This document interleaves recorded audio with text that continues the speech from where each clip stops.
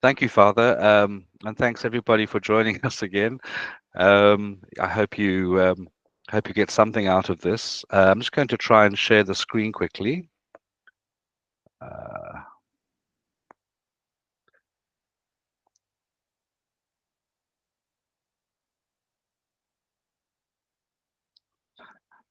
Hi. I'm hoping everyone can see the screen. Remember, when I've got the slideshow on, looking at my slides, I can't actually see anything going on the Google Meet app. So please, by all means, just literally shout out if you have a question in the middle of one of my sentences, or if there's anything unclear, or if anything goes wrong, just let me know. Thank you.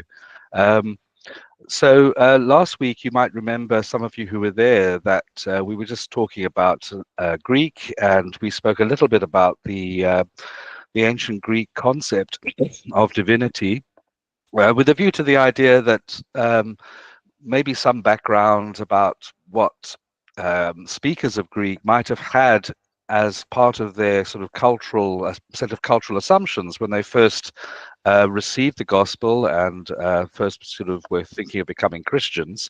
Um, One of the things I maybe didn't mention, of course, was that the especially the early Greeks, uh, there's a certain kind of I wouldn't say an advantage, but things are a little easier for them because they don't expect their gods to always be nice to them. So if bad things happen, they don't really need to explain it. It's just that the gods felt like doing what they did. Today, I'd like to carry on a little bit, first of all, by looking at some developments after Plato. We ended with Plato last week, and I'm going to focus on the Stoics and the Epicureans, starting, I think, with the Epicureans first, because I think they offer some quite interesting and quite sort of opposite sort of views on divinity amongst the intellectuals of ancient Greece at the time that perhaps early Christians were also becoming more numerous. So I'd like to start with Epicurus.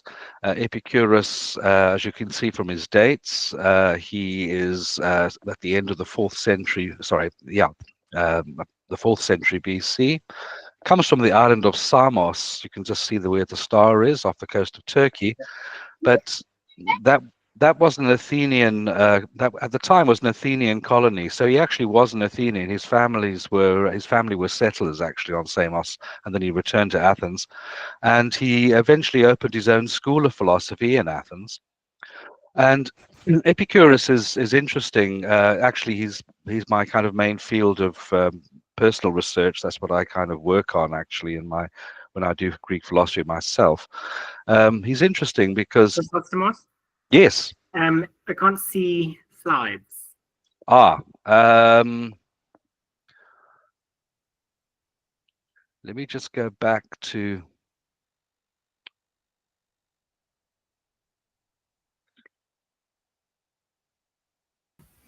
Sorry, yes, entire I screen. Okay, let dropped me out see. there. It Thank should you.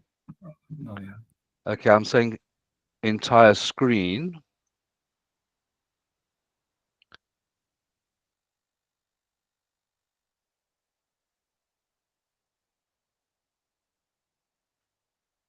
Okay, let me just try once more.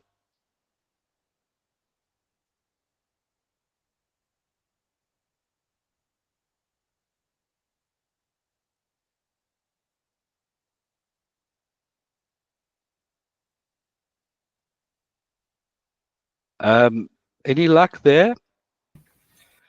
I don't see anything coming on. Maybe try. Sometimes it does give this problem. Yeah. Maybe try not entire screen. Maybe another option. Okay. Let's try window. For some reason, it's only cancel that's highlighted, not share at the bottom of that block. Let me check. Maybe you've been thrown out as a host. Sorry. I think no. I think you're also a host. Let's see Yeah. here. That's still correct. Let's see here. Chrysostomos, let me take you off as a host and put you back on, and maybe that's going to help.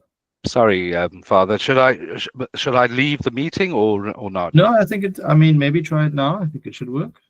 Okay, let me cancel first. Okay, so I'm going to share screen, and I'm going to try it with entire screen. Bizarrely, it's just not. Let me try something.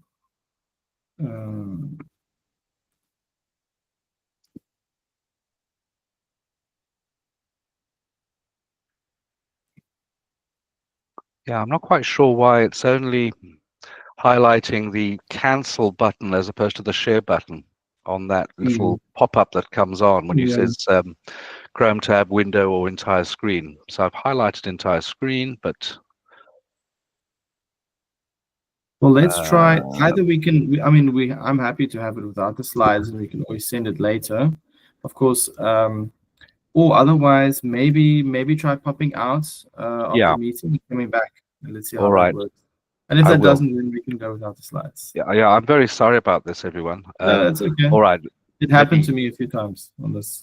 Yeah. Okay, let me try and just get my phone, and I'll pop out.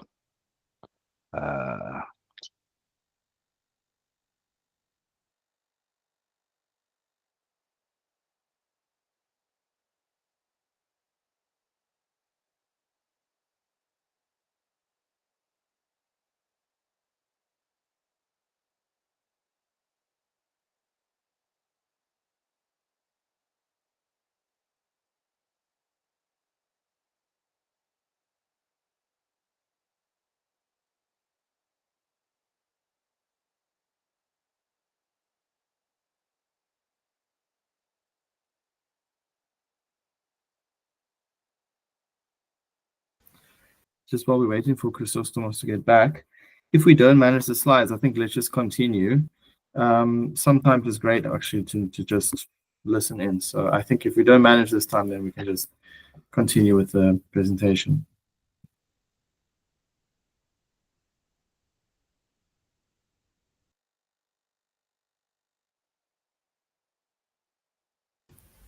Okay, you're back. I can't hear you, Chrysostomos. Sorry, it's back on again. Okay, let's try. I'm going to go on present now at the bottom. Yeah.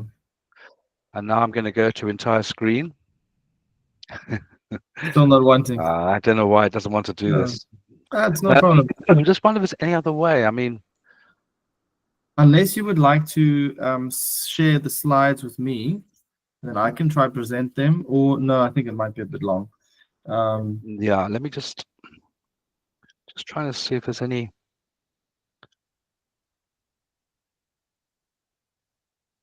Okay, I'm just going to try and do it this way. Can you see the screen now? Yeah, it's coming. Yeah. Yes, we can. Oh, good. Okay, that's great. That seems to have worked. I'm sorry. Is that actually showing? I can see. Yeah. So it's got some catechism presentation notes, presentation. Oh, is that all you're seeing? You're not seeing the actual slideshow? I'm not seeing the slides. Yeah. Oh dear. Oh dear. Chrysostomos, you might do you have it set that you've got sort of two displays or something like that? What happens if wherever you are seeing the slideshow, is there a possibility of exiting the slideshow, dragging that window around, maybe left or right or up and down, and then it might come into view for us? You got some kind of drawing functionality. Yeah, I know. It was just dragging on the. So what happens if you close the slideshow and then reopen? Because we're seeing the window where you open it from. I'm going to see if I can do. Has anything changed there? No. Is your slideshow still open? Yeah, it is. Okay, what happens? So try close it. I'm and closing it.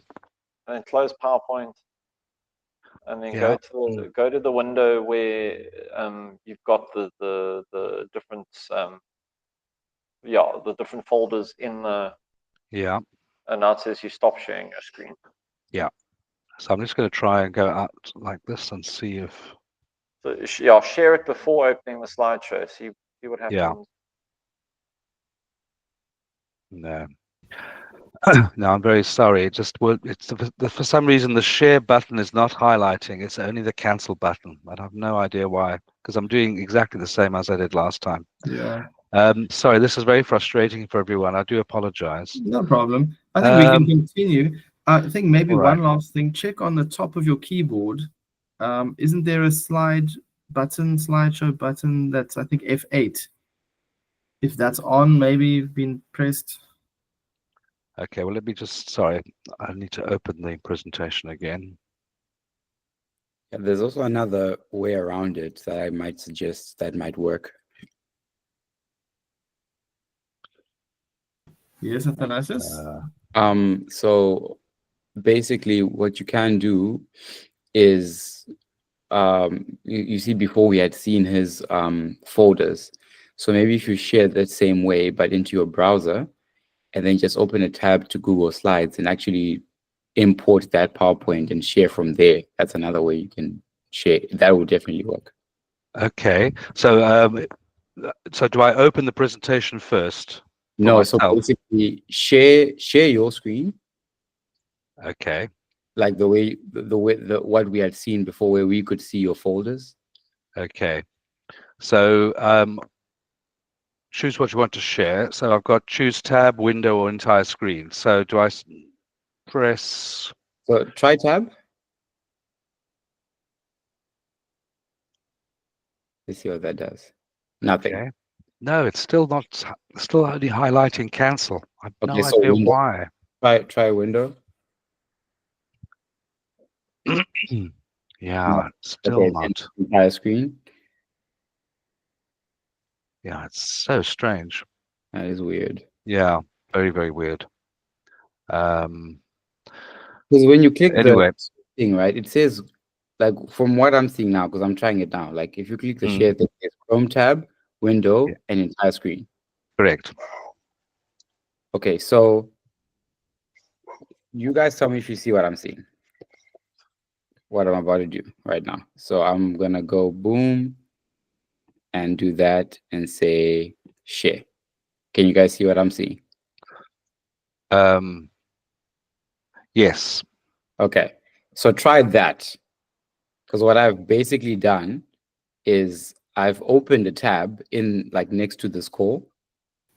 So it says here, this will let you take over from Yes. Ajita as the main presenter. So share now.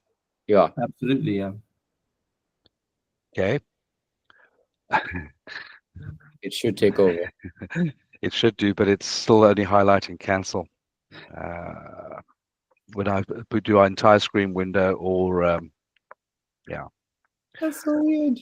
It's very, very strange. I do apologize. It's okay. It could be a connection thing, or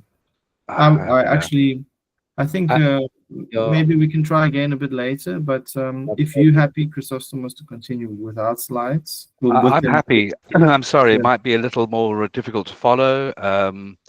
So obviously you won't see any of the illustrations or anything, but just very, yeah. So if no problem, and then could you maybe share those with us later on? Yes, of course. Yeah. In a PDF or something. Yeah, that's perfect. I think let's continue. Yeah. All right then. Providentially, probably exactly what we need. All right. Sorry, it's going to be rather boring for you. Just looking at my face all the time. All right. So I'm going to move quite quickly because we've lost a lot of time. All right. So basically, the Epicureans are atomists. They believe that there's nothing but atoms and void. And atoms are bodies, and void is literally, empty space. There's nothing there. And only these bodies, these atoms, can interact either as aggregates, because atoms form aggregates and structures, and they interact with one another. And they do that by physical contact, quite literally.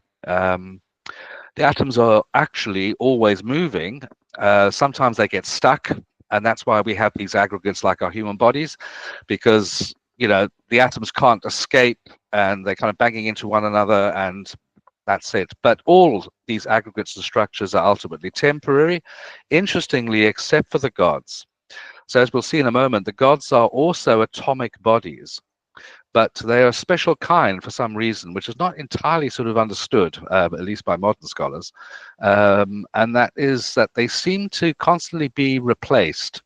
So somehow they are constantly replaced with other atoms. And the universe in which we, as a whole, if we take it as everything there is actually infinite. And there are an infinite number of atoms, and there are lots and lots of cosmoi. So in other words, the world that we experience with the stars and everything else, that's just one, but there are an infinite number of these. And these cosmoi are separated from one another to a certain extent by empty space. And the gods, according to the Epicureans, actually live in this empty space in between the cosmoi. What a later poet, a Latin poet, Lucretius called the intermundia. So they don't actually live in our world, in our cosmos. They don't inhabit it in any way at all. The soul of a human being is also made entirely of atoms. So the soul is a body as well, and it's a kind of body which enables it to do the kinds of things that it does. So the atoms of the soul move very swiftly. They have the ability to move throughout our aggregate, and the aggregate, remember, is our fleshy body. The aggregate is the only environment of the soul. And so there's this codependence of the soul and the aggregate for life and all functions which we observe in life. And when you die, that's it. The soul atoms kind of leave the body. And as the Epicureans say, they must be very, very, very fine and very, very light, because if you weigh a person 1 minute before they die and an hour after they die, they basically weigh the same. So the soul is made of atoms, but it's also therefore in a kind of a disposition, a particular sort of what they call a diathesis, a disposition. And our aim as an Epicurean is to try and sort of minimize the disturbance of our soul, the movements of our soul atoms in such a way. And they call that, and you've probably heard of it, ataraxia. There is, some of you might know, a brand of wine actually in the Western Cape called ataraxia. This is the most blessed form of disposition of the soul. So the soul can feel pain, just as the body can feel pain, because both, of course, are physical entities, and so they both will respond to sort of abrasive contacts and things like that of the sort of particles out of which they are made. So all these things have a material cause, but only mental pain has tense, interestingly. And this is important for the Epicureans, because it's only mental pain which is possible through contemplation of the past, like, for example, we might talk about mental trauma, or the future. So the anticipation of unpleasant things, like going to the dentist, and of course, famously for the Epicureans, the contemplation of our own termination, our own death. So they see philosophy as a kind of medical treatment for the soul. So what they want us to do is to effectively live like a god, and that involves evaluating our desires. And they classify the desires into sort of straightforwardly desires which are natural and necessary. Things like, I suppose, eating, drinking, and some of those basic things. But there are also quite a few desires which are natural as well. They're kind of normal things, but they're not necessary. So you don't have to act upon them. You can decide whether acting upon them is going to be actually in the long term good for you or not. And then, of course, we have desires which are, in their words, neither natural, they use the word empty, nor necessary. And in a healthy condition, the aggregate behaves entirely naturally. And the Epicureans believe, we might feel somewhat sort of naively, that it's very, very simple, actually. And it's built into us. What is natural is kind of the pursuit of pleasure, but more specifically and more accurately, it's the avoidance of pain.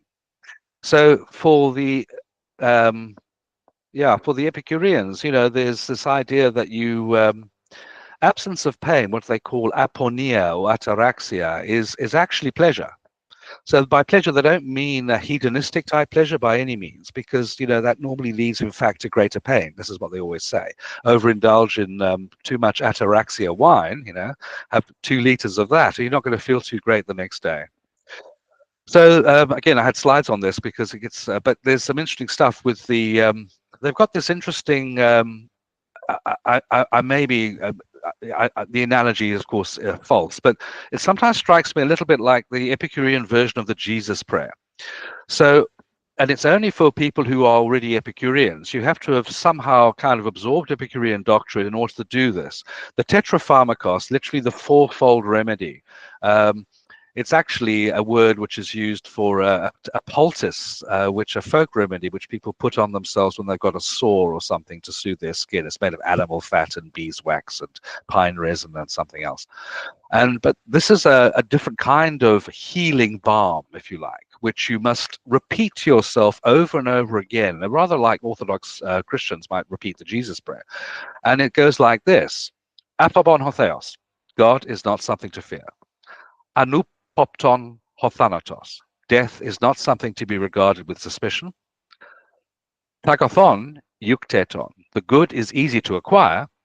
And todenon euenkateteron, the horrible is easy to endure. And these are just summaries, really, and reminders to oneself that everything that we need is actually within our own intellectual power. This is the great sort of faith, if you like, that the Epicureans have, that you can actually overcome all these things that normally afflict human beings, all these fears, terrors, all the kind of pains, physical and mental, that afflict you. You can actually overcome them.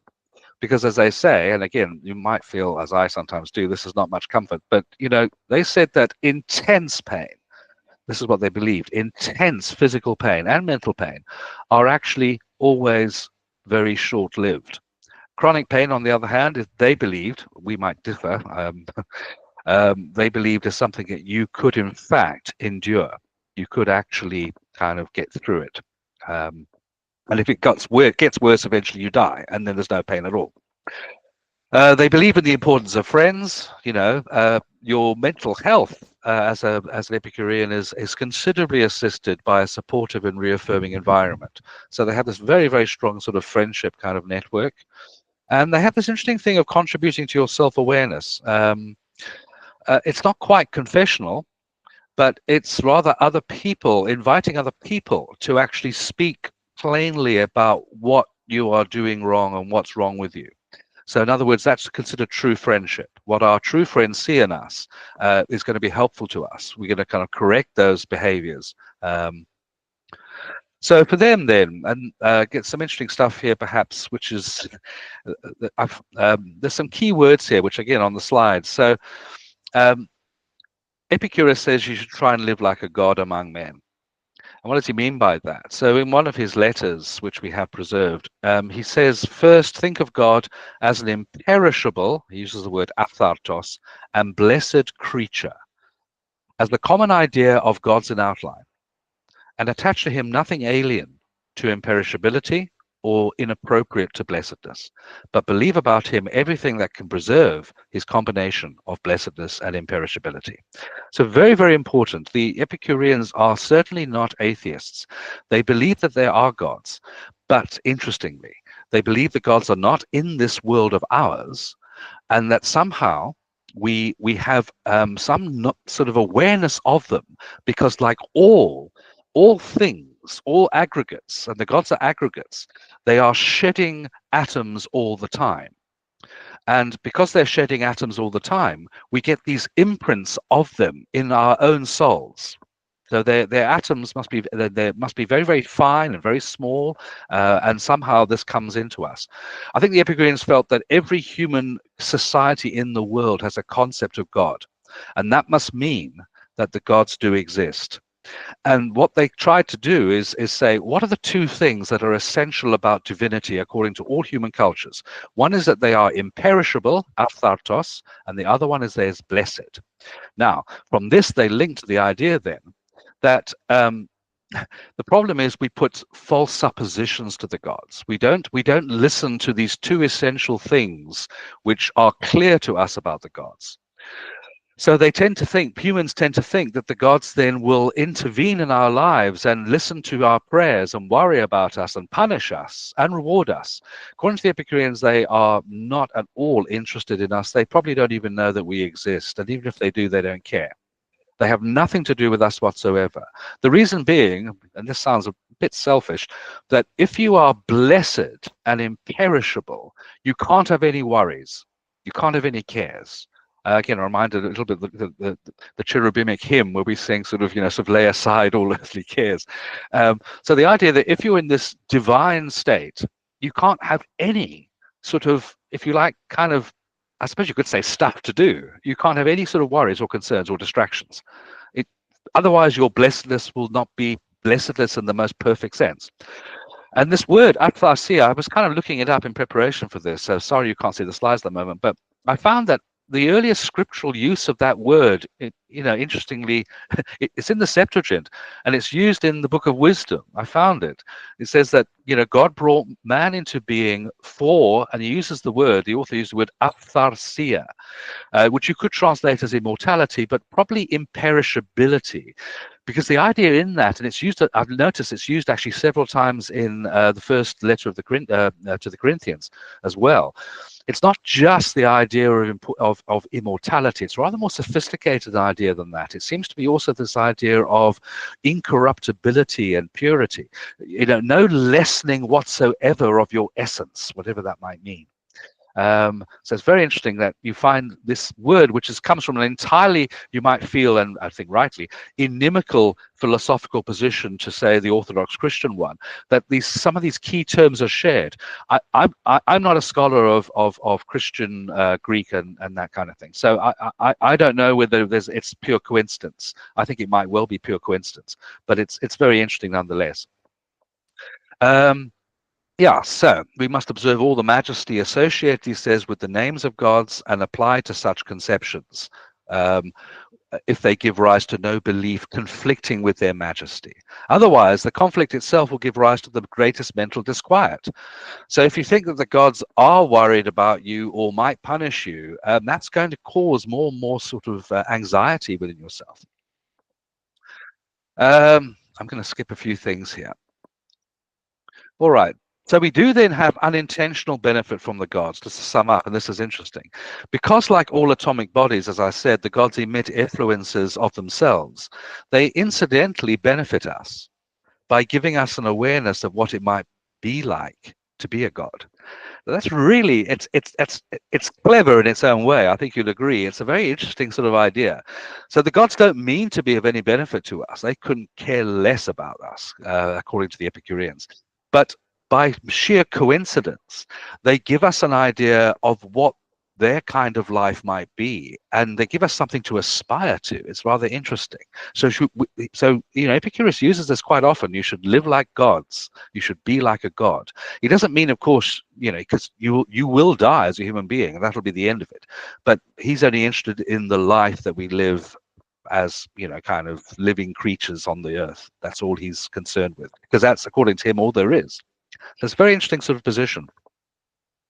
Okay. All right. So the second group of people I wanted to talk about were the Stoics, which again go back more or less to the same time as the Epicureans. Again, I'm going to spare you the details. They're founded by Zeno of Citium. That's a city in Cyprus. Again, interestingly, like the Epicureans. Yes. Chrysostomus, Rudolph has a question. Sure. Sorry, I should have interjected. Before you go on to the Stoics, two things. The Epicureans. One, is it a modern conflation then to why has it been seen as being like a hedonistic pursuit of food and drink?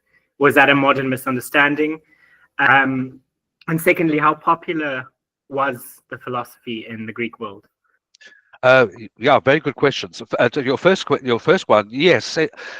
Although that sort of accusation about the Epicureans, if you like, kind of reading or interpretation of what they were arguing for, actually goes back to antiquity as well. So their enemies, their philosophical enemies, said that they were basically hedonists. Sort of in one of Cicero's works, somebody who's anti-Epicurean says it's the philosophy of pigs. It's not a very nice thing to say. But the Epicureans were very careful to distinguish themselves from the other philosophies. I mean, I'm only selecting, there are lots of different philosophical aireses, from which, of course, we get our word heretic as well, philosophical schools and positions. One of them was the hedonists of people like Aristippus and the Cynics, who believed actually in the full indulgence of all your kind of pleasure centers. So whatever, and also at any time. So I mean, the Cynics were kind of weird. They kind of would argue that if you felt the desire to defecate in the middle of a kind of public meeting, you should do it. And I'll leave to imagination all the other things you should also do if you just feel like doing them. So there were these extreme, if you like, hedonistic and desire-based philosophies. But so the Epicureans believed anyway themselves to be very different from that, extremely different. In fact, they would say, Epicurus says that bread and water are really all you need for food. And it's, if you're hungry, bread and water, he says, are the most delicious, magnificent things. You don't need an eggs Benedict if you're starving. And so that's, and then your other question was, sorry, Rudolf, remind me. How popular was it in the Greek world? Yes, it was a significant, a very significant player. Let's put it that way. It was considered one of the four big ones in Athens, by the first century, beginning of the first century BC, where everything starts to go sort of come apart a little bit because of the Roman disruption, if you like, of the Greek world, especially of Athens, at about 70 BC, 80s BC. But up until that time, it's a major player. So the four biggies are, if you like, the Stoics, the Epicureans, the Platonists, and I'm not really dealing with them, the Peripatetics, the school of Aristotle. Funnily enough, the Epicureans made a very, very good play for the Romans. So there was a lot of sort of missionary work. I think we can actually call it that in a way. There was missionary work in Italy by Epicureans. So I would say almost at one stage, but by about the time of, say, Jesus Christ, a lot of the aristocratic, highly educated Romans would have regarded themselves either as Stoics or as Epicureans. So it was a very, very popular, at least with the elite, the Roman elite, it was a very, very popular philosophy, absolutely. But it starts to lose ground by about, I would say, 150 AD, 200 AD, it starts to sort of wane, yeah. And then, of course, Platonism has a resurgence, interestingly.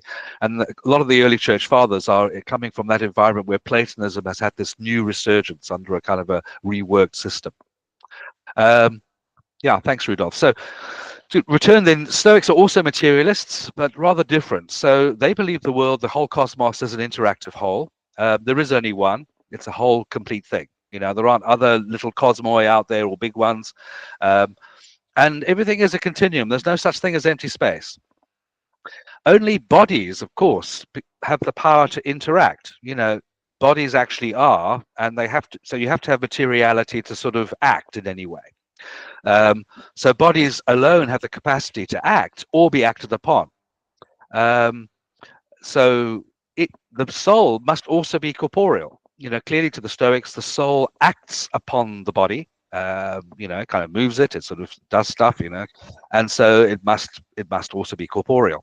But the soul itself is a special kind of material called pneuma, which of course, as you know, probably, that means something like breath in normal Greek, pneuma, but they're using it in a rather sort of specialized way. It's corporeal. Pneuma is intrinsically active, and importantly, it's intelligent. It's kind of a weird idea, but it actually is kind of conscious. It has cognitive capacity as well. So we have these principles in the world. The two basic and indestructible bodily principles are prime matter, which they call apoios ousia, and God.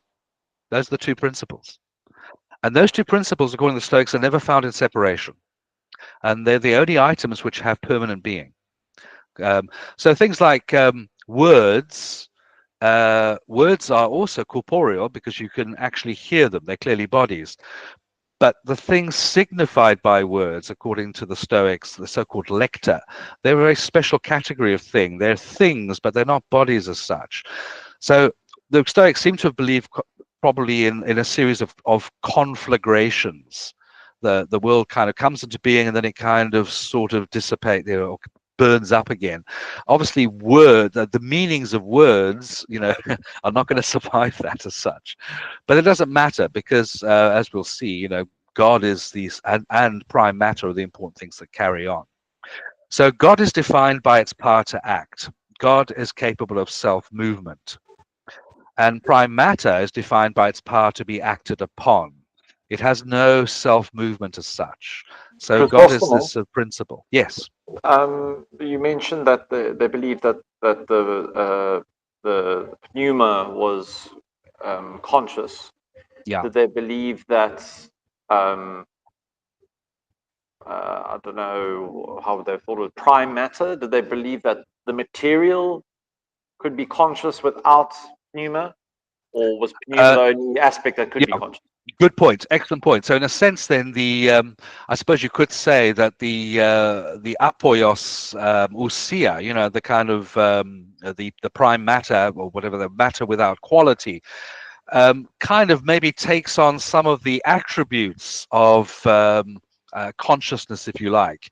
But in a way, it's always that pneuma which is the truly conscious.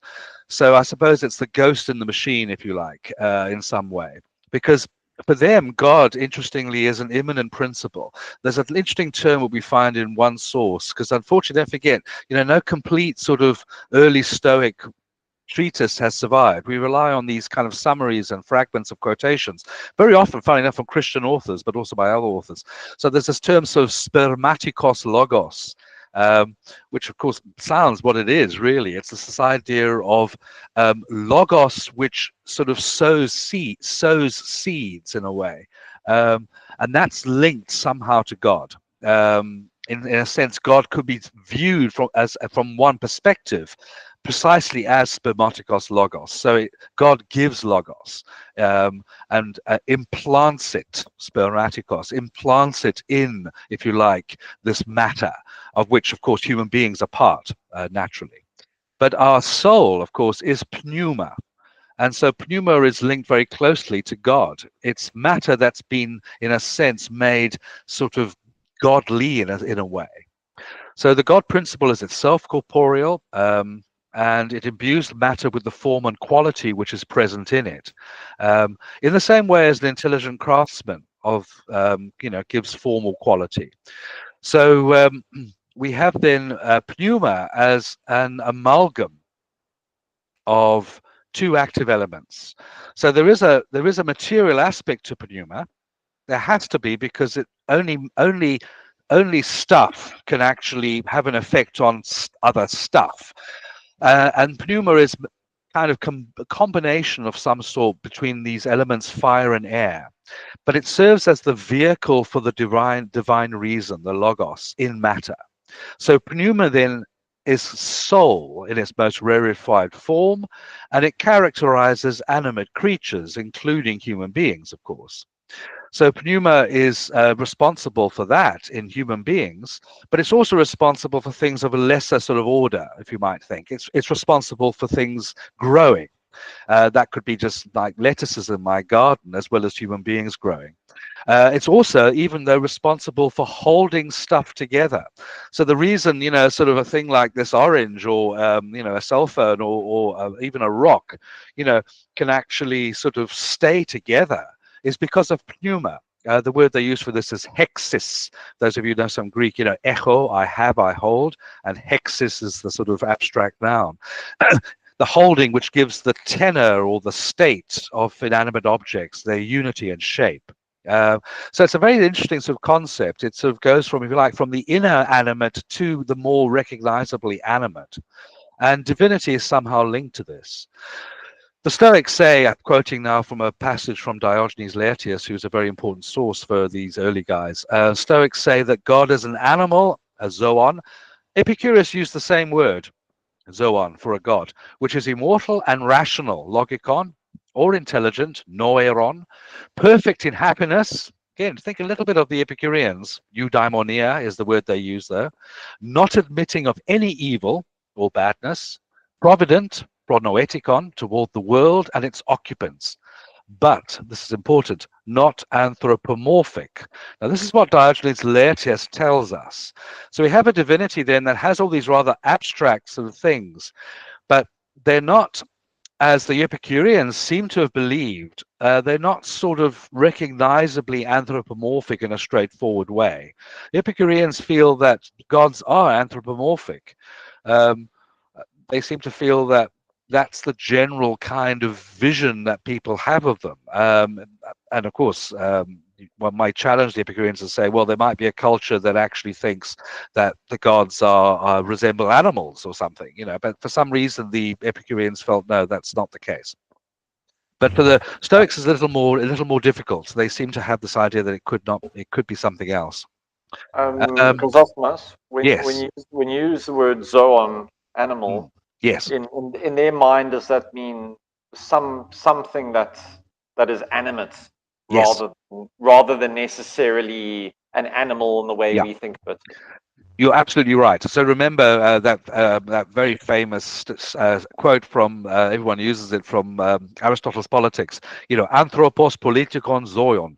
You know, man is a political animal, right?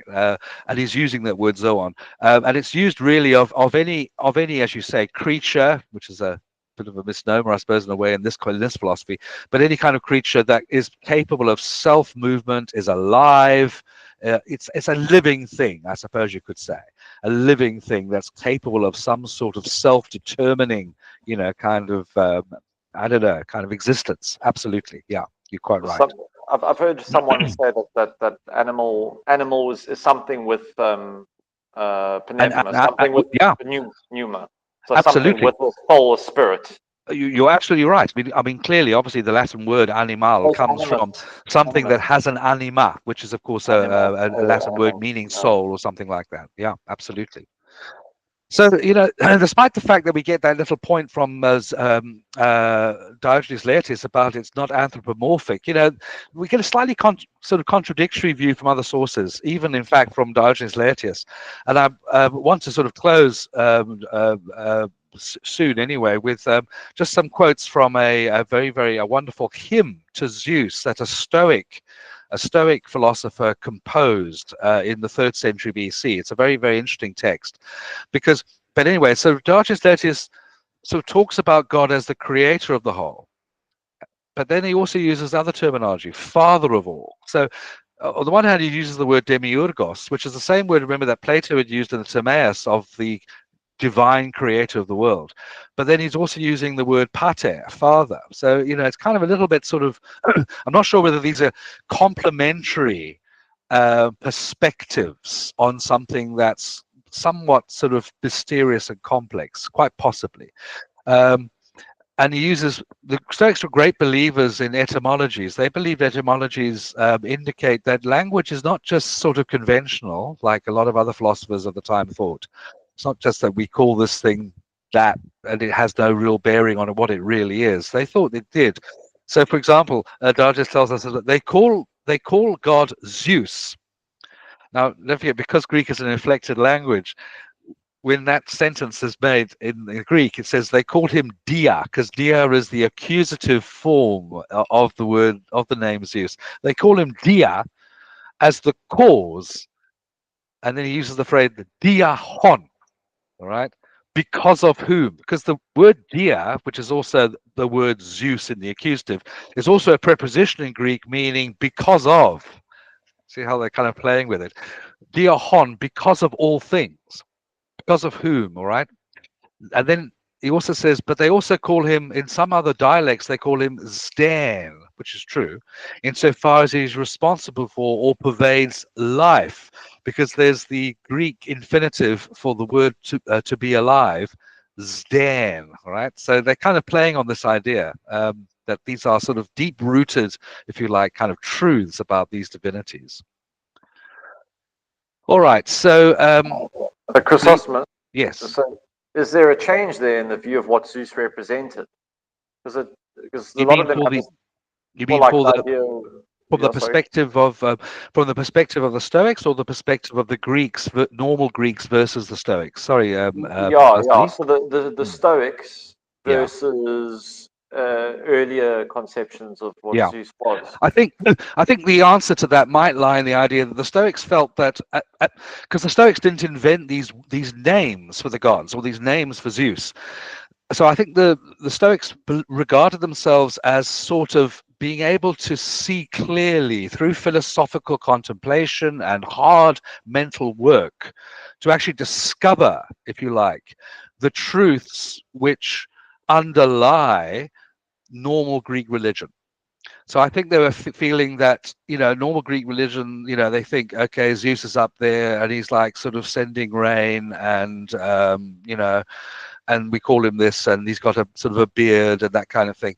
But, that what the Stoics were saying was that, the name you use for him actually does conceal the truth, a truth that is fundamental. It's just that, as normal, simple human beings, we initially haven't got to that truth. But the Stoics, thankfully, of course, according to them, have kind of been able to sort of get past that, and they've sort of, that's their great sort of achievement, that they're able somehow to perceive things as they really are through this hard mental work they've got. So would they have seen the idea that Zeus is descended from Kronos, who's descended from Uranus? Exactly. Would they have seen that as just some kind of like delusion that the previous generations Yes. took on? Yeah, they would. The Stoics were also great allegorists. They were very fond of allegorical forms of interpretation. So they would probably see these things as kind of slightly garbled, garbled sort of simplistic ways of maybe conveying certain sort of truths. But absolutely, they would reject the sort of straightforward anthropomorphic idea that Zeus quite literally, kind of shuts his father up, in Tartarus, and that Zeus's father quite literally sort of swallowed all Zeus's brothers and sisters and all that kind of thing. Yeah, absolutely. Yeah. In the last few minutes, what I intended to do was to just go and have a look at a couple of texts from quite traditional ancient Greek sort of things, like the opening of Homer's Iliad, and then to look at the Stoic view of Zeus and the gods, as seen in something like Cleanthes' hymn that I was going to talk about. And we won't have too much time to do that, but maybe just to sort of I encourage anyone who's interested in ancient Greek and just to sort of have a view about what informs their worldview. Remember, the ancient Greeks don't have scriptures in the sense that we do, but they have very important texts, and the fundamental text for them really is Homer. So Homer's Iliad, in order to understand ancient Greek civilization throughout the centuries, one really needs to read the Iliad and the Odyssey. And I would suggest the Iliad first, actually, even. Now, in the Iliad opens, of course, with the idea that it opens actually with a priest named Chryses who goes to Agamemnon to ask Agamemnon if he can have his daughter back, because Agamemnon has taken the priest's daughter in a raid in the Trojan region, and he appeals to Agamemnon in front of all Agamemnon's generals and men, and he says, I wish you all well. I hope you return safely to your homes. I hope you're successful in sacking Troy, etc., etc. And I pray to the gods that this happens.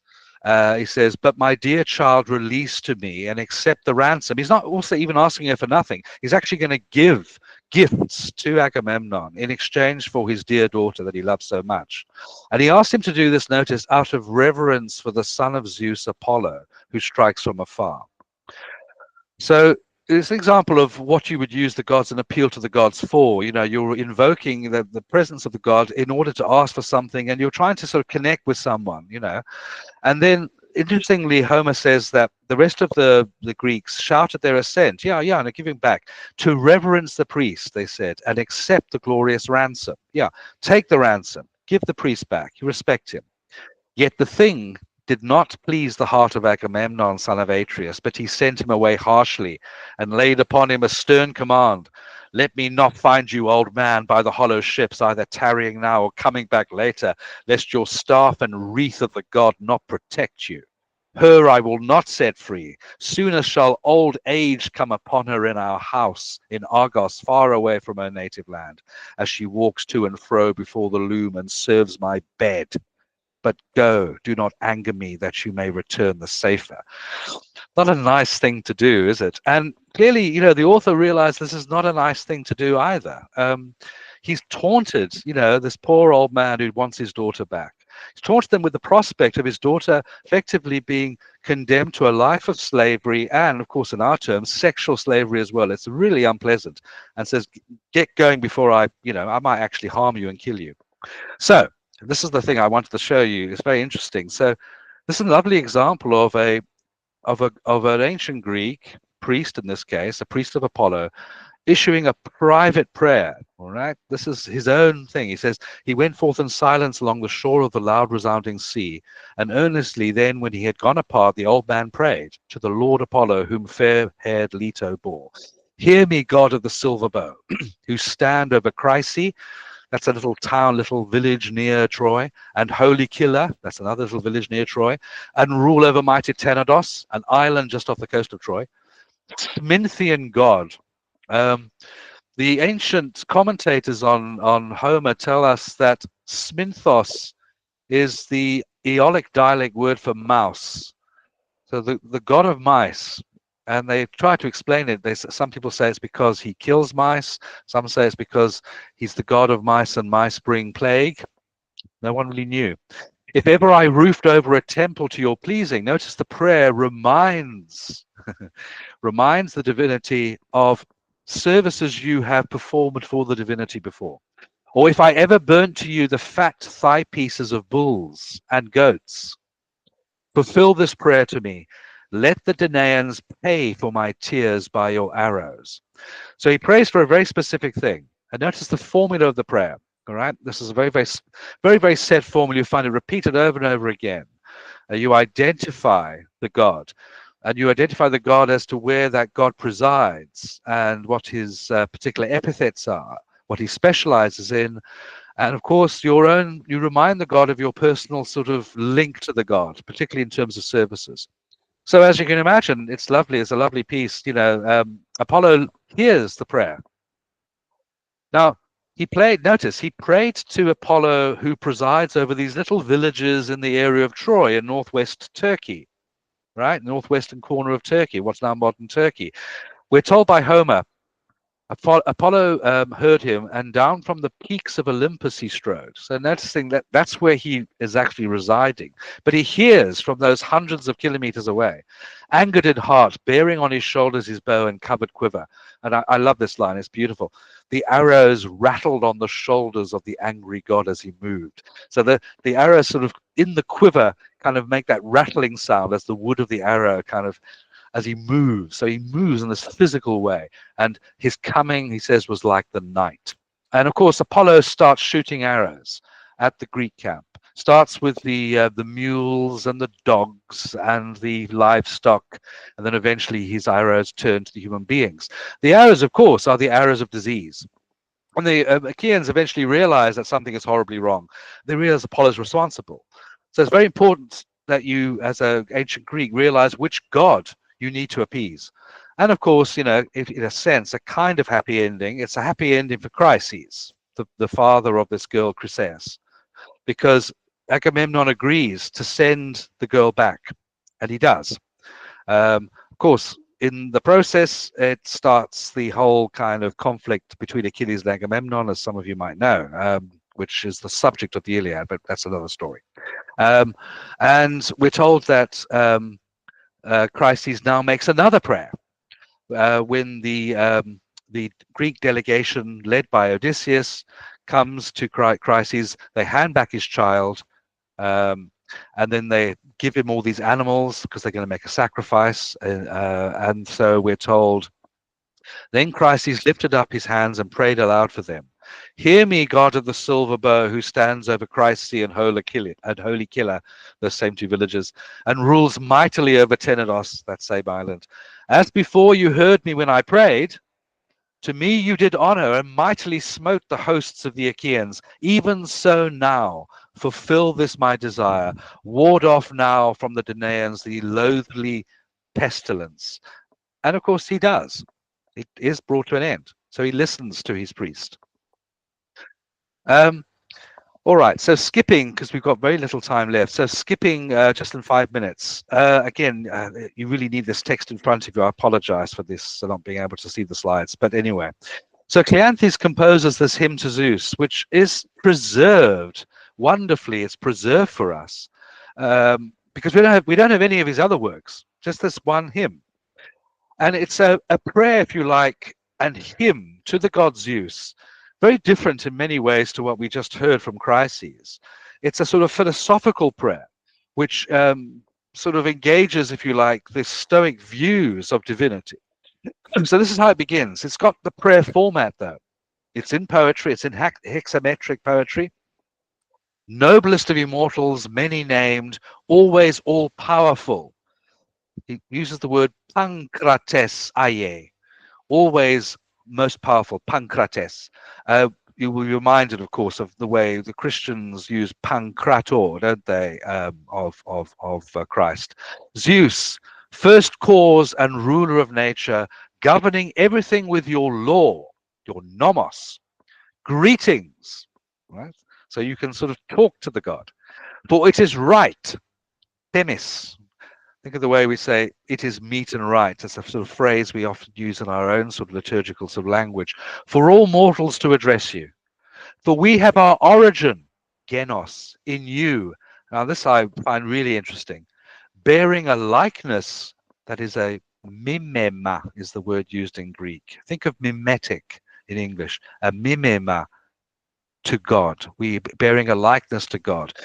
This is problematic, actually, because you saw that Diogenes Laertius said that we weren't, like the God is not anthropomorphic.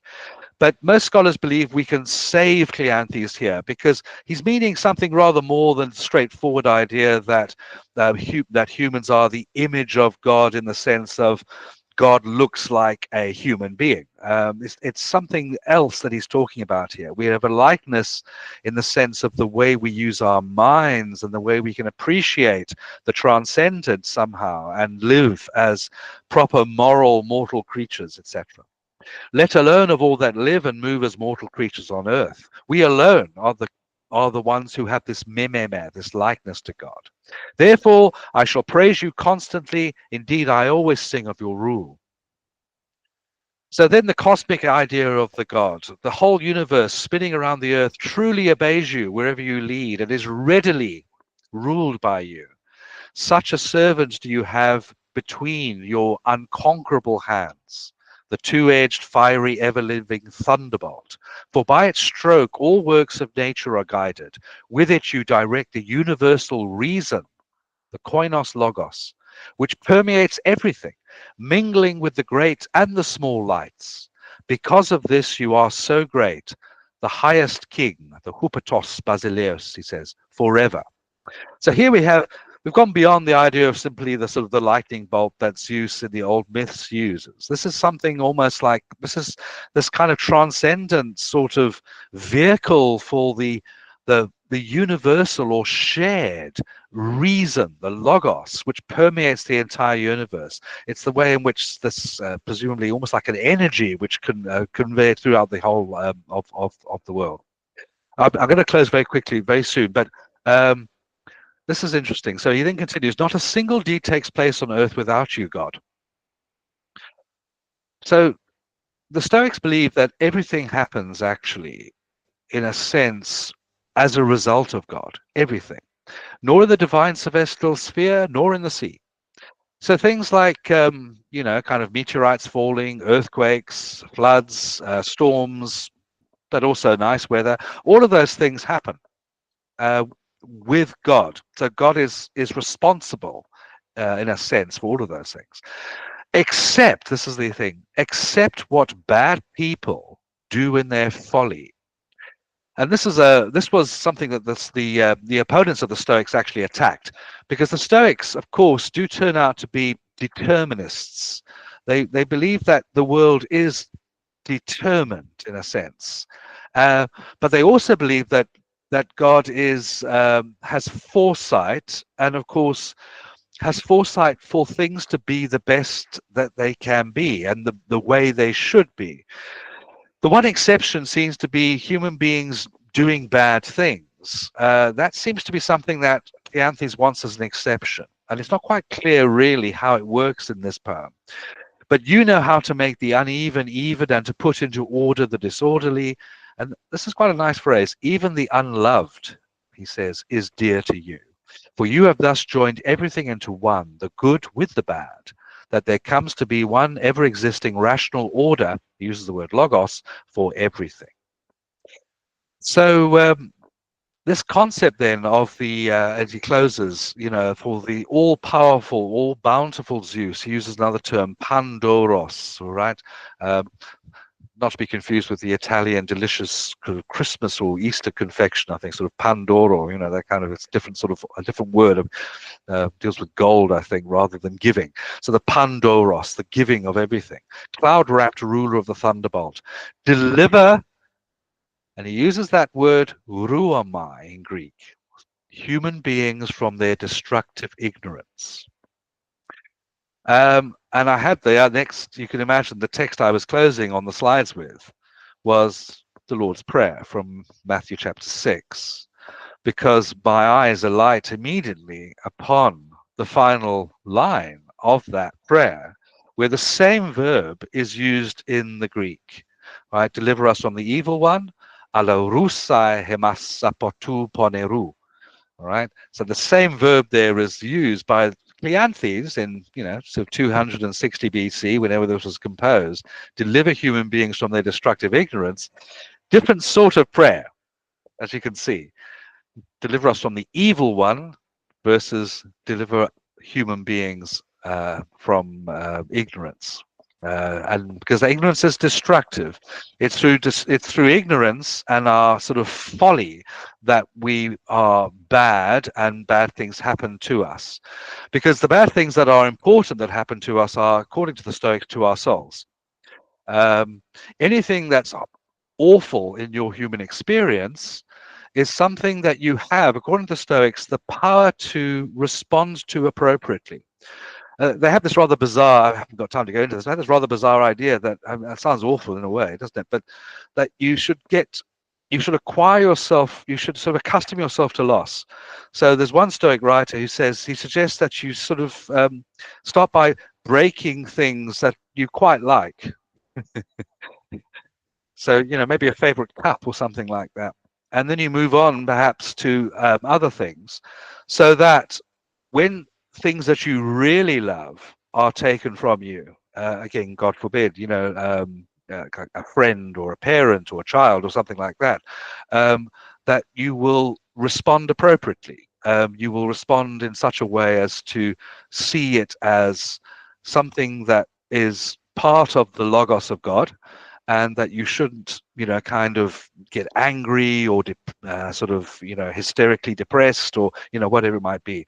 So they have this sort of interesting way of coping, if you like, with pain and with human experience. It's coming up at 10 past. I'm sorry, I've gone on 10 minutes too long. I do apologize, as I said, for the lack of slides, but maybe, as you say, I can work out a way of sharing them so that it might be done later. I thoroughly enjoyed it without the slides. So But what we can do is I can put it on when I'll upload the video. I can put a link to the slides, and then Okay. whoever's watching can look at it. Before we, Chrysostomos, you're very punctual. I often go way over time, so actually you're fine. I think we have time for a couple of questions. If anyone would like to ask something. I think Billy had his hand up. Yes, Gerasimos had a question. Gerasimos, are you there? You may have. No, sorry, by mistake. Sorry. Hi, Billy. No, it's by mistake. So I had one question, Chrysostomos. So looking at the Epicureans and then the Stoics, I had one question about their leadership. Was there priesthood? Were they like wandering sages? How did they? That's an excellent. That's an excellent question, Father, because you may well be aware that there are a lot of scholars of the New Testament, and because I keep stressing, and I'm sorry to have to keep stressing this, and I'm not one of those, because my sort of tradition in Greek was quite different at our university. But especially at the Afrikaans universities, Greek tended to be studied more for the not for the pagan Greek literature, but more for New Testament and patristic Greek. So those guys will be much better qualified to talk about this. But those guys have also, especially the last 20 or 30 years, have become very interested in what we call the Hellenistic schools of philosophy, because they see certain sort of points of not contact necessarily in a straightforward, crude sense, but that there's some sort of way in which knowledge of them can inform us and give us some guide about early Christian sort of movements and things like that in schools, because these Hellenistic schools, the ones I've mentioned, the four great ones, they did have quite a rigorous sort of hierarchical system. So you would have what they call a scholarch. So another word for these schools was scholae, from which we get our word school, of course. And so the scholarchos was the person who was kind of in charge, if you like. Sometimes, not in the case of Epicurus, obviously, but sometimes, like in the case of Plato, the school was actually centered and founded around an actual sanctuary, sort of a religious sanctuary. So there are some sort of points of contact between the scholarchs and, if you like, religious theasoi is the word we use in Greek for these sort of groups of worshippers for a particular deity or particular cult. Some people have drawn parallels with that.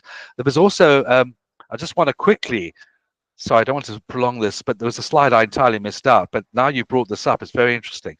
So if you look at the Epicureans, interestingly, actually, Lucretius was a Roman poet who was a die-hard Epicurean, and he wrote this magnificent poem, this massive poem on Lucretius's, on Epicurus's philosophy. And at the beginning of his poem, the beginning of book 5 of his poem, this is what he says: "What puissant mind is there to build a song worthy to tell of these majestic things, these great discoveries? Or who in words can, as he merits, frame the praise of him who left us such prizes to enjoy, by his own genius first acquired and won? None, as I think, of mortal race there is, if we must speak, as fits their high import. It was indeed a god, a very god, who found the plan of life which now is termed philosophy, whose skill has freed our life from such a billowy sea and such a thick darkness, and has set it safe in such tranquility, such light to dwell." Now, that, of course, as you probably realize, is the way in which Epicurus has been raised by later Epicureans to godlike status. They used to celebrate his birthday a bit like sort of, kind of Christmas every year. So that the date of his birthday was celebrated as a festival by Epicureans. So yes, it's the way in which these philosophical schools work are in some ways of course sort of quasi-religious in many respects, and people often point that out. particularly modern philosophers, they say, yeah, kind of ancient philosophy is kind of more like a religion than what we kind of think of now as philosophy. I mean, people might call themselves, some of my friends at UCT might call themselves Kantians. I suspect a lot of them don't admit that anymore, or Hegelians or something like that. There are people like that, I know, but they don't kind of live the life. It's not. It doesn't imbue everything, perhaps, in the same way that these earlier philosophers were. Yeah, it's a way of life. It's a path. It's a bios. It's a way of life. Yeah, it's not just an intellectual kind of thing that you leave at the university and then go home. Yeah. Thank you, Sosthenes. Rudolf, you had a question? Rudolf, yeah. Yes, another twofold one. Firstly, did the Stoicism and Epicureanism filter down to the general populace, or was it kind of contained within the intellectual elite, so to speak? And then secondly, what was their view of the poor? Yeah, lovely question, actually. Well, thank you. But lovely question, because I mean, and that's very relevant, I think, to when we're thinking about perhaps the comparison. Again, the pagans might have regarded the Christians, at least a little bit later on, as competitors. So, yeah, good question. So, look, I think we have to be honest, and I think these things always remain reasonably elite, however we understand elite for this period. That being said, though, interestingly, the Epicureans, that's why a lot of more kind of progressive philosophers now quite like the Epicureans, because they're obviously they believe that humans can sort things out for themselves and all that sort of thing. So humanists tend to quite like the Epicureans, modern humanists. There's well-attested stuff that the Epicureans welcomed women, first of all, including, of course, women who were sort of independent women, let's call them that. Some of them you could describe maybe as courtesans, but that might be inappropriate and also kind of incorrect and inaccurate. And also slaves. There was a very famous philosopher or a member of the Epicurean school who was a philosopher named Mus. Word means mouse, of course, in ancient Greek. And Mus was actually a slave. I'm working on a chapter for something at the moment, and Philodemus, who was an Epicurean philosopher, whose material I work with very closely, he talks about slavery quite a lot. So the Epicureans had slaves, as long as they didn't think that you shouldn't have them. But they also believed that slaves could also engage in philosophy. It didn't mean to say you had to free them, but yeah.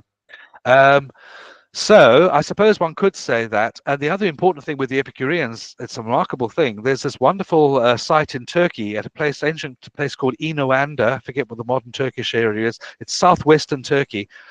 There was a citizen who put up a public inscription of 150 meters long and about 9 meters tall with the Epicurean doctrine and script, in his hometown in the public square. Now that was designed for anybody who could read and write. So he obviously thought that anybody, and a lot of people could read and write by, sort of 200 AD. A lot of people could. He obviously assumed that Epicureanism was for everybody. So I would say at least in their posture anyway, most of these philosophical schools did believe that it wasn't just for the elite, Rudolf. It was meant to be for everybody. But they probably had an assumption that, people beyond a certain level of education probably wouldn't be wouldn't have the time really or the inclination. Yeah. And the Stoics, similar dynamics? The evidence for that is not as clear, Okay. but let's remember that one of the most famous surviving Stoic authors is Epictetus, and Epictetus was a slave. So the Stoics had this wonderful sort of get-out clause. They would say that the richest slave master can be a slave in his soul, while the poorest, most badly treated humble slave could be the master of his soul. So they believe that your social station actually had nothing to do with your potential to be a Stoic philosopher. That's what they said in theory. in a sense, in practice, that might be shown by the fact that Epictetus was actually a slave. But again, there were so many different kinds of slaves. You know, he may have been a slave who, you know, was kind of doing the estate's accounts, you know, or maybe was the slave who was educating and, you know, sort of the master's children initially, you know, as opposed to, you know, kind of digging ditches and, you know, planting beetroot or whatever slaves were doing. Yeah. Yeah, thanks. I have a quick question. Other answers, yes. It's I guess it's more for political one. So the one, I don't know if he is a Stoic, but the one Stoic at least that I'm familiar with is Marcus Aurelius. Yes. And it sort of popped out in my head that, I mean, obviously he was a big dog. Did the other guys also, I guess, make an attempt to be very involved in politics and maybe put someone up there for themselves? Because I'm just trying to think, like, how would they have reacted, you know, with you know, Constantine, you know, becoming a Christian, and, you know, obviously his mother being a massive influence. Like, were they involved in the education of these young upstarts who could potentially become the leader of everything? Excellent question, and you've asked us such an excellent question. I kind of almost suspect you kind of know examples, because of the example you might have been thinking of is, of course, very famously Seneca. So Seneca the Elder. Seneca the Elder is, again, a Roman, a Latin author, but writing Stoic philosophy in Latin. He was the tutor to the Emperor Nero, who didn't turn out so well. So you're absolutely right. So philosophers had for a long, long time, and including actually already under the Hellenistic kings, the post-Alexander the Great period, a lot of the Ptolemies, the Seleucids, you know, all those guys, they'd often had philosophers at their court that they used to have sort of meals with and drinking parties, and would talk. And I mean, maybe a bit unfair to sort of say we give them the veneer of kind of intellectual and, you know, sort of educated respectability, maybe, I don't know, and also employed philosophers as tutors for their children.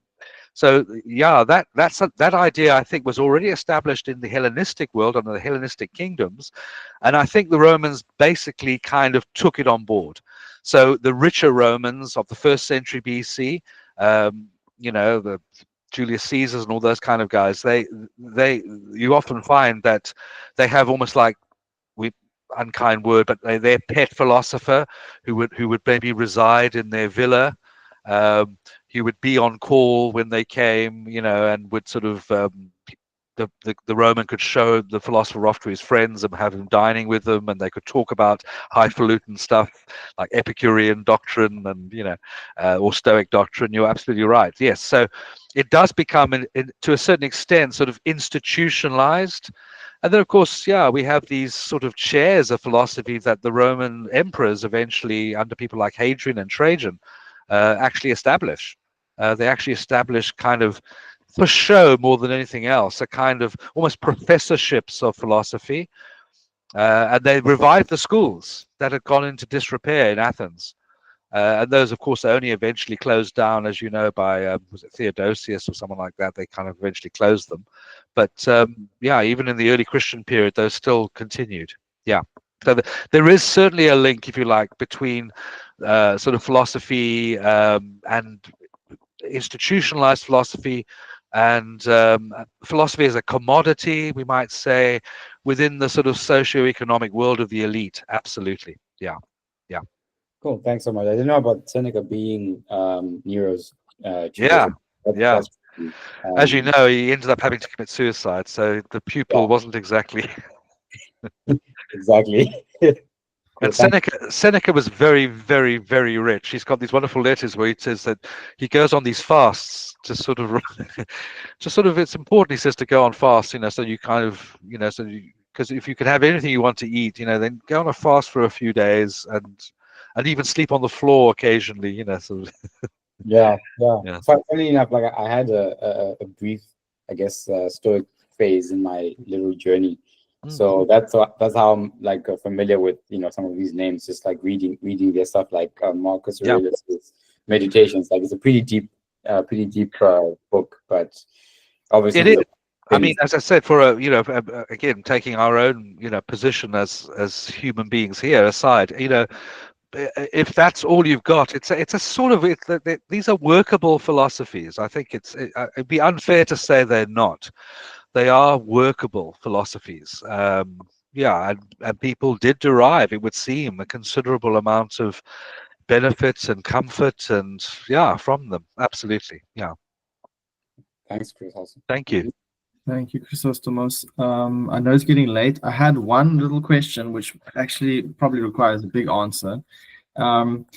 Just to wrap it up, bringing this all back to, of course, Christianity.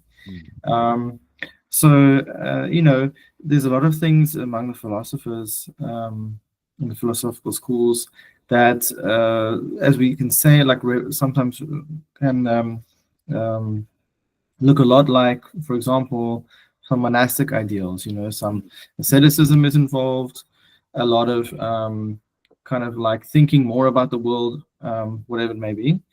And, there's a modern kind of thinking that Christians, when Christianity came into the world, it kind of just violently pushed out. It kind of won as a separate thing. I'm guessing, and we can see, of course, a lot of Christians would call Christianity, the Christian faith, as the philosophy of philosophies. And the people converting to Christianity saw in Christianity the teaching of the Christians as a kind of fulfillment, as a kind of like encompassing all the good things that they would find in various philosophies. I don't know. What is your take on? Do you think that that this is something that people engage in these philosophical schools would have seen in Christianity? And possibly, I mean, there were rival schools in Alexandria. There was the Christian catechetical school that was next to someone else. And but yet, on the other hand, yes, in Christianity, there's also this understanding that, like there's in the hymnography, for example, like the apostles made philosophers as fools, and things like that. So do you think there was a movement from the average pagan that was now engaged in the philosophical world that saw something a lot better in Christianity? Why was there quite a strong move, into Christianity? Yeah, I mean, again, absolutely, Father. I mean, I guess I have to speculate in this instance, but it's the feeling I get. I really don't believe that people in the numbers that they did suddenly all become Christians simply because everyone else is doing it. I really don't think that's what happens, and I'm convinced. I mean that. Let's restrict ourselves for the moment for that question just to what we might call maybe the educated elite. Let's talk about that. I think it's a simpler thing to answer. That I think the educated elite who ordinarily knew a lot about philosophy, I just think that, and again, maybe I'm just kind of giving my own sort of experience here, but it just looks so obvious that. That Orthodox Christianity just offered something that just made, even in philosophical terms, just so much more sense, and was actually kind of more sophisticated, actually, and actually maybe and provided answers, perhaps, that these other philosophies just couldn't do. I mean, that's my own feeling on that. I do feel, I mean, I'd love to get into it a bit more. I haven't had time for myself in my own research after retirement, maybe. But as you probably know, kind of Platonism, the strange Platonist sort of Pythagorean sort of thing starts to become the mainstream philosophical position in the very late 3rd and then in the 4th centuries and even the 5th century. And that becomes a sort of competitor, if you like, if you can call it that, to Christianity. And you read that stuff, it's just, it's just desperation. And what they're often doing, I think, in that stage is trying to copy Christians, but just doing it badly, just getting it wrong. All this sort of demonology stuff starts sort of developing, which you don't find in earlier Platonism at all. And you know, and they don't mean demonology in a bad sense. I mean demonology in these various sort of kind of different levels of divinity and different sort of manifestations of it, and it just goes on and on and on. It's crazy. And I just think the sort of the elegance, even from a purely philosophical point, you know, the sheer elegance of the Christian philosophy just kind of showed itself to anyone really of any philosophical grasp at that period.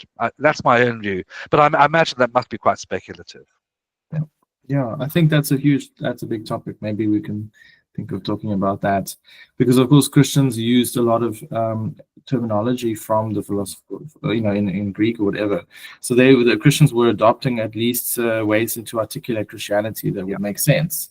Yeah. So there was also Christianity from the very beginning. It was able to articulate itself in a way that people in these philosophical schools would have immediately seen the connection. I mean, we mentioned Logos Spermatikos. That's something Justin Martyr speaks about all the time, and various other things. So, I think let's wrap it up. I know it's late, but thank you, Chrysostomos. It's a great topic, and hopefully we'll follow up with some more questions after church as well. And God willing, you'll come again online to do a lesson for us. So thank you very much, Chrysostomos. We'll share. I'll put up both videos together on our YouTube channel, and I'll put a link to the slides. Thank you so much. Thanks, Father. Thank you. Thank you. Thank you, Chrysostomos. Bye, everyone. Thank you. Thanks for listening. Thank you. It was great. Thank you, Chrysostomos.